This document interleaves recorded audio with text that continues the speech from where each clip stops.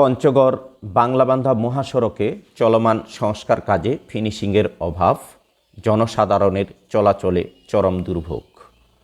2012 সালে নির্মিত পঞ্চগড় থেকে বাংলাবান্ধা জিরোলাইন পর্যন্ত 70 কিলোমিটার মহাসড়কে প্রায় 21 কোটি টাকা ব্যয়ে সড়ক ও জনপথ বিভাগের বাস্তবায়নে ডিডি-বিএসটি উন্নত মানের হেয়ার কালার ল স্পিড বিটুমিন সংস্কার কাজ চলছে।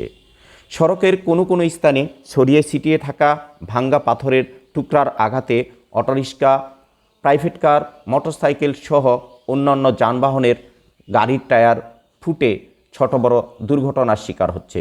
পঞ্চগড় সচেতন মহলের দাবি, সরকারের মেগা প্রকল্পগুলো বাস্তবায়নে যেন জনদুর্ভোগ সৃষ্টি না হয়, সেই জন্য সংশ্লিষ্ট ঠিকাদারি প্রতিষ্ঠানকে সতর্ক করার জন্য সড়ক ও জনপথ বিভাগের কর্তৃপক্ষের সুদৃষ্টি আকর্ষণ করেছে।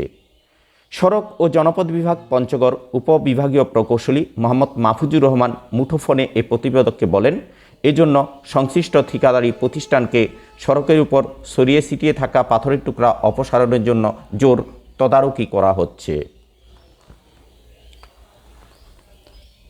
সুশাসনের জন্য নাগরিক পঞ্চগড় হতে বাংলাবান্ধা তেতুলিয়া শাখার সাধারণ সম্পাদক কাজী মকসুদুর রহমান তো সেই কার্পেটিংয়ের কাজটা বিটুমিন রাস্তার সঙ্গে সংযুক্ত না হওয়ার কারণে অধিকাংশ জায়গায় ছড়িয়ে ছিটিয়ে পুরো রাস্তাটায় পাথরগুলো রয়েছে এবং গাড়ি যাওয়ার সময় গাড়ির টায়ারে লেগে যে পাথরগুলো একটা বিপজ্জনক পরিস্থিতি তৈরি করছে।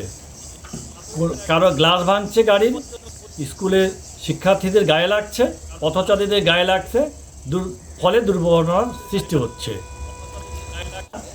যেভাবে সরকারের নির্দেশনা আছে সেভাবে যদি কাজ করা হয় এবং যে পাথরের গ্যাপগুলো আছে সেগুলোতে যদি বালু দেওয়া হয়, পর্যাপ্ত বালু দেওয়া হয়, তাহলে এটা রাস্তাটা আমার কিছুটা হলেও সমতল হবে এবং পাথরগুলো ছড়িয়ে ছিটিয়ে থাকবে না এবং মানুষের দুর্ভোগের শিকার থেকে রক্ষা পাবে।